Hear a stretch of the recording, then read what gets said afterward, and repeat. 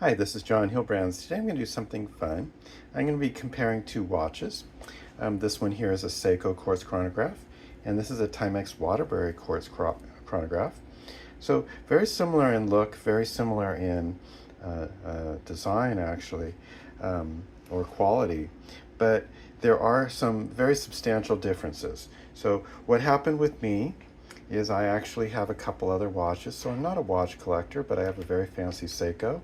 And then I have a Casio here. So I wanted one that fit in the middle. So this would be something I'm wearing as a carpet cleaner, and this would be something I'm wearing when I'm really well dressed up. But I needed a watch for the middle. So I went on that little thing, rabbit trail, where we just look at all these videos and everything else. And I really decided I liked the chronograph. And then I further narrowed my selection to have the screen face. And then I further narrowed it between the Seiko and the Timex. Price-wise, this one will retail for about $200, suggested price. This one is the same. However, sale price, I found this one for $135, and I found the Timex for $65. So quite a bit difference in price. Similarities, they both are 100-meter depth, so they're both high quality. The Timex Waterbury, they're very proud of this new line, and they're very sure to make it as high a quality as they can. Seiko's always high quality. Even on the lower level of the Seiko, we're going to get a really good quality watch. So it's a tough decision between these two, and we might just look on looks, but let's also look at what differentiates them, okay? So let's start with some dimensions.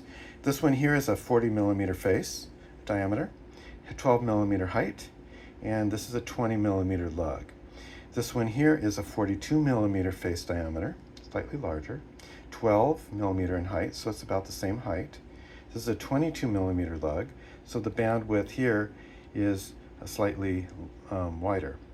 The 42 millimeters in face diameter, we can say that this one wears smaller than that dimension. And the reason we can say that is that heavy beveling on the side. It brings it down in look, because we really only see the top ridge.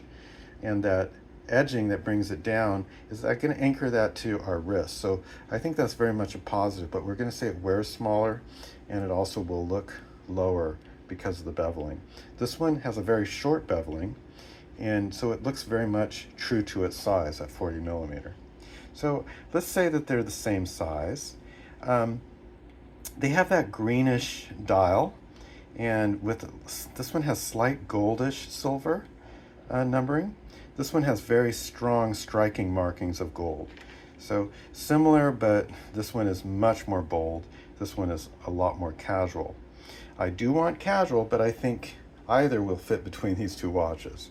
So I don't think that really limits us to either watch yet. Let's look at how the chronograph functions, or rather these stems, work. These different buttons and the stem work to get a more eye on how things work here. So first off, we're going to see that this one has a 30-minute marking for the chronograph.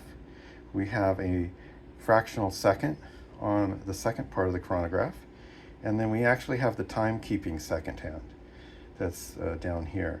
This is for the chronograph time stopping function, so that is always still until you push the start button.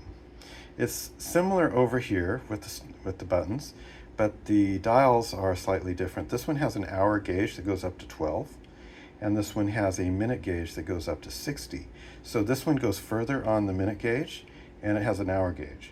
So saying that if this one was at the 10, way over here, we would, and it's been a while, we would probably guess that it's 40 minutes because it continues to go around. So we're not really needing to time something only up to 30. We can do 40 because we would know a half hour has elapsed. We can probably even do an hour 10 or an hour 40. I think when we get to the higher range, we might lose track of how many half hours it's been. So I would say this is sub 2 hours for timing, whereas this one could go well into the 12-hour timings if you really wanted to. The microseconds, though, I think is a very useful, a more useful field. So I think overall, I'm going to give it to the Timex here. And then also 1 minute is much easier to see on a 30-minute scale than on a 60-minute scale. So for short timings, we're really going to do well with the Timex. For longer timings, we're going to do better on the Seiko. The stem function is going to adjust the hour on the first click on this one. So you have to go 24 hours to move the date field. This one, it just moves the date field on the first click. The second click will adjust the timing of the clock. But I think that's faster for moving our date. And keep in mind, we don't have the ability to just say it's February 28th and the next day we'll start on the 1st with the Casio. Here we'd have to turn the dials. So here we'd have to adjust. So it is faster with the Seiko. So we're going to give a step there for quality on that. Let's look at the crystals now. And this one has what's called Hardex crystal. And Hardex crystal is not quite sapphire. This one here, the Seiko is sapphire. This is mineral glass, so we would go probably in order. We would go acrylic, mineral glass, Hardex, sapphire. Mineral glass is still pretty good, and they say that this one is the perfect crystal because it's not as brittle as the sapphire, but it is, you might catch more reflection, they say, but I think they can put coatings on that to limit that. I don't really notice that it's more or less. I think we're catching some good reflection on either. So I'm just going to say that this is a slightly better crystal than the mineral glass. So we're getting another point for quality over here on the Seiko. Let's start the chronograph functions and we'll actually see some differences there. And we push the button. Now our second hand is moving. We notice that it's clicking once per second, and we'll see that it multi-clicks on that one, but for comparison, let's go ahead and stop it, and we'll see did you see that microsecond move? So we're at the 14 seconds, and let's zoom in on that. 14.2 seconds. So we're at 14.2 seconds. So we can really time something very closely, you know, a runner or whatever.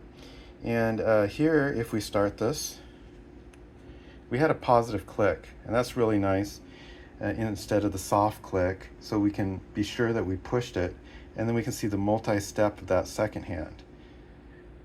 And now if we stop it, we can see, well, that one stopped right on the slash, but we can see that we can also stop it right in between. So we can tell approximately where we are. So we would say we're at 13.5 seconds, I would say, right there. So you can still do microseconds, but I think it's a little more sure when you have a gauge here versus just where it positions between those two slats. So both work. This one, I think, is just a little more exact for the seconds, but it's a little less exact because the button doesn't have a click when you push it. Now let's watch the resets. This is very strong. Clicks move straight to the 12 field. This one, when you push it, it sweeps. So both of the hands swept over to the 12 field or the reset button. So this is a lot more artistic. In fact, looking at the hands, we can see a lot more artistry on the hands as well. We have a W on the end of the timing second hand for Waterbury. We also see fluorescence on these hands. I think that's kind of a nice touch too, although that I think is useful, so that might give it a quality. This one here is very gold. We have that tachymeter. Let me mention what a tachymeter is. So let's say the second hand was pointing right at that 300. So it's been, looks like 12 seconds. So it's been 12 seconds and you're at the 300 and you stopped your timer. If you were doing a kilometer in that somehow and you stopped it at that 12 seconds, you'd be going, so from start to stop, and you did one of those, you'd be going 300 kilometers an hour. So if you can do one thing in that 12 seconds, you're doing 300 of those things in an hour. So if you were folding a piece of paper, you'd be folding 300 in an hour. If you were doing a mile, it would be 300 miles an hour, and so on. So basically, whatever you can do in those seconds, you could do that many in an hour. So that's what a tachymeter is, but it also makes it look really busy. People will argue the unnecessariness of that. But again, guys buy these to be cool, and that is cool. You can do that.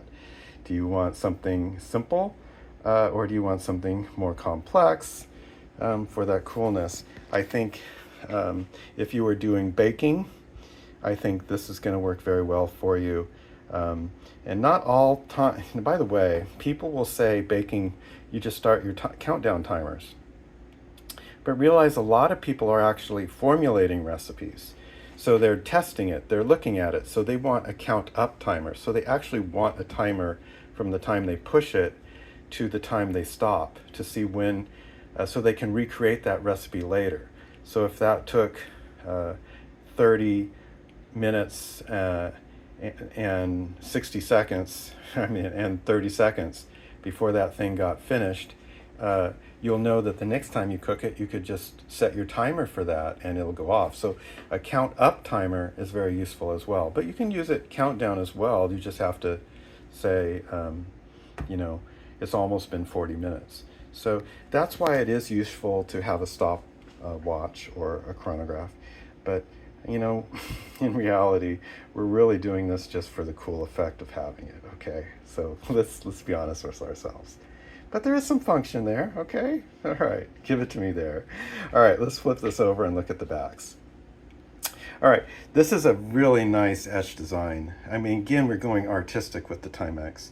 It is, though, a press back, and that gives it a negative. This is a screw-on back. Screw-on backs are known to be a lot more water resistant. They're in the divers' watches. They're in my old Seiko, but in general, you're going to find that it's in the better quality watches. Certainly, when you have a narrower watch, you might not fit that in because it does take room, but you will find it in the diver watches or the thicker backed watches. Okay. This says 10 bar. This one says 100 meters. So both are going the same distance, depth rating. 10 bar is 100 meters.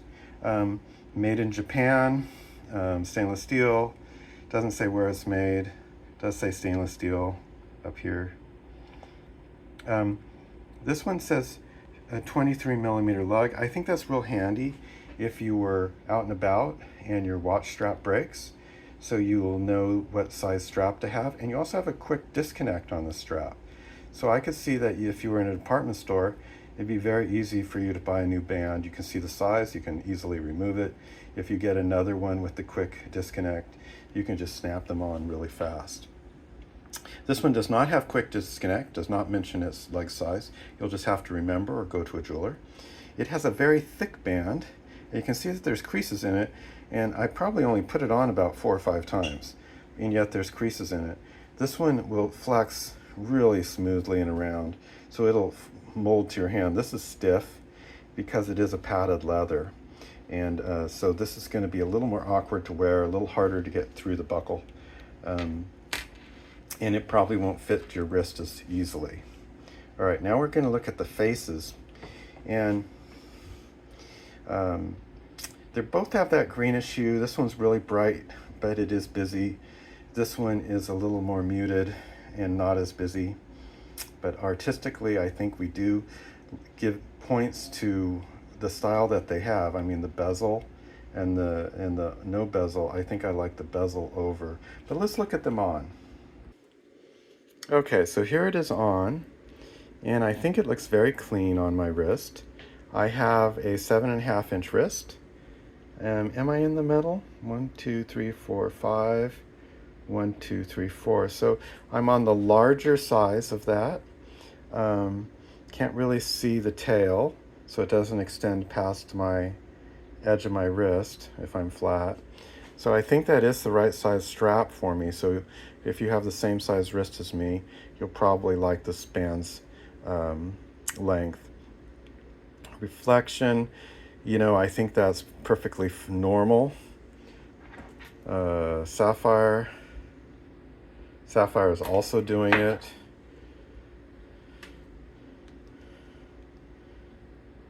mineral glass, also doing it. I think they all pretty much have the same reflectivity, so I don't think I would choose anything based on that. I think looking at this, I think it looks a little bold. Let me move it back a little bit so we can see it more on my wrist. All right, remember that look. Let's switch to the other watch. Okay, so here's the Timex Waterbury. Very clean look. I happen to just love this band, by the way. I absolutely love it. I didn't stick the second loop on. I should have done that, but it just fits perfectly. How am I on the loops? 1, 2, 3, 4, 5. 1, 2, 3, 4. So now I'm on the narrower. So I could go much bigger on this one before I can go one more loop, one more tang hole before it's in the middle. So my wrist is a little small for this band. It was a little large for this band. So I would say either are fine for my size wrist at 7.5, but if you have a larger wrist, this one will work better. If you have a smaller wrist, that one will. We aren't really buying for the strap because they're easy to replace, and yet at $65, do you want to pay $25 for a new band? You know, this is calf skin. It holds to my wrist really well. I love the fact that it's soft and it conformed versus the thick padded. So if I was to buy one, I think I would get another strap like this. But looking at this watch, let's put them right next to each other. Looking at the Seiko, I think it's a little too bright, a little too shiny for casual, at least for my casual. I think this one fits really well in between my two watches. You know, if I was going dress, I think I can go one step. Maybe I'm wrong, and this one does fit better between the three. It does seem to bridge the gap better, but maybe I need both of them, right? Gosh, it's hard to make that decision, but for me, I just think I think Timex hit this one out of the park. I think everything artistic about it is right. The 100 meters is right. Sure, you can get closer quality to the Seiko to make it even better, but I think at this quality level, we're really fine. Price-wise, very nice price. You know, I'm going to go with the Timex. That's just what I'm choosing. I'm just done thinking about this. Let me know what you guys think. If I've made the wrong decision, it'll be too late, but it'd be interesting to know what you think. And if you're on that rabbit hole search where you're just going over everything, enjoy yourself. That's fun, isn't it? That's what we do in life. And this has been John Hillbrand's Enjoy the Search. Thanks for watching. Bye-bye.